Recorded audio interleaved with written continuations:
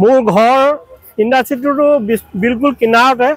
মোৰ ঘৰ কাষেদি গাড়ী মটৰ যায়, ডাম্পাৰ যায়, সেই ডাম্পাৰে গোটেই ঘৰ হিলাই দিয়ে আৰু সেই ইণ্ডাষ্ট্ৰিটো ধোঁৱাই আমাক গোটেই ঘৰ আৱৰি ধৰে। আমি দৰ্জা খিৰিকী বন্ধ কৰি ৰাতি দিনৰ আগতে দিনটো ৰাতি গতে আমি দৰ্জা খিৰিকী বন্ধ কৰি ভিতৰত সোমাই থাকিবলগীয়া হৈছে। আমাৰ কাম বন কৰিবলৈ বাহিৰলৈ ওলালে মুখত সোপা লৈ লৈ যাব লাগে। সেইকাৰণে আমি সকলো ৰাইজে আহি পেলানি উপায়ুক্ত মহোদয়ক আমি ৰিকুৱেষ্ট কৰিছোঁ যে এই ইণ্ডাষ্ট্ৰিটো তাৰ পৰা অতি সোনকালে উঠুৱাই নিয়ে। হ'ল চাৰিং দুৱাৰাপাৰৰ আমি নিবাসী আৰু চাৰিং দুৱাৰাপাৰ নেশ্যনেল হাইৱেৰ পৰা প্ৰায় 200 মিটাৰ নিলগত। সেই 200 মিটাৰ নিলগতে এটা ইণ্ডাষ্ট্ৰি স্থাপন কৰিছে, যিটো ইণ্ডাষ্ট্ৰিয়ে বিটুমিন জ্বলাই দুৰ্গন্ধৰ সৃষ্টি কৰিছে আৰু তাৰ উপৰিও যিটো ক'লা ধোঁৱা, এই ধোঁৱাটোৱেও গোটেই গছ গছনিৰ পৰা আৰম্ভ কৰি মানুহৰ ভিতৰতো মানুহ থাকিব নোৱাৰা অৱস্থা এটা হৈ গৈছে। মোৰ ঘৰৰ 50 মিটাৰ দূৰতে এই ফেক্টৰীটো। আচলতে প্ৰদূষণ নিয়ন্ত্ৰণ বিভাগে কেনেকৈ তাত পাৰ্মিশ্যন দিলে আমি সেই বিষয়টো নাজানো, কিন্তু মানুহৰ জীৱনৰ প্ৰতি সকলোৰে মমতা আছে, সকলো জীৱৰে জীয়াই থাকিবলৈ মন আছে। এনেকৈ অকালতে মৰিবলৈ, বেমাৰত ভুগি মৰিবলৈ কাৰো ইচ্ছা নাযায়। গতিকে আজি কণ শিশুসকল উঠি আহিছে। আমি বাৰু এই 60 বছৰ পাৰ কৰিলোৱেই, কণ শিশুসকলৰ কি অৱস্থা হ'ব?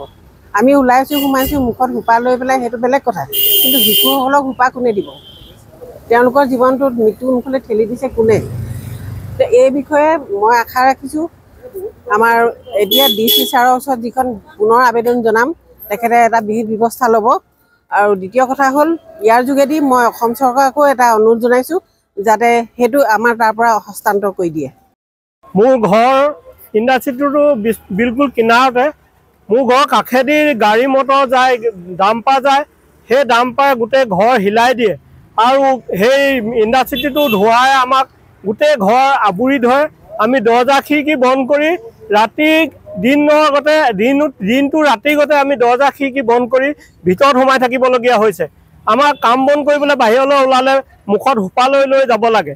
সেইকাৰণে আমি সকলো ৰাইজে আহি পেলানি উপায়ুক্ত মহোদয়ক আমি ৰিকুৱেষ্ট কৰিছোঁ যে এই ইণ্ডাষ্ট্ৰিটো তাৰ পৰা অতি সোনকালে উঠুৱাই নিয়ে। হ'ল চাৰিং দুৱাৰাপাৰৰ আমি নিবাসী আৰু চাৰিং দুৱাৰাপাৰ নেশ্যনেল হাইৱেৰ পৰা প্ৰায় 200 মিটাৰ নিলগত।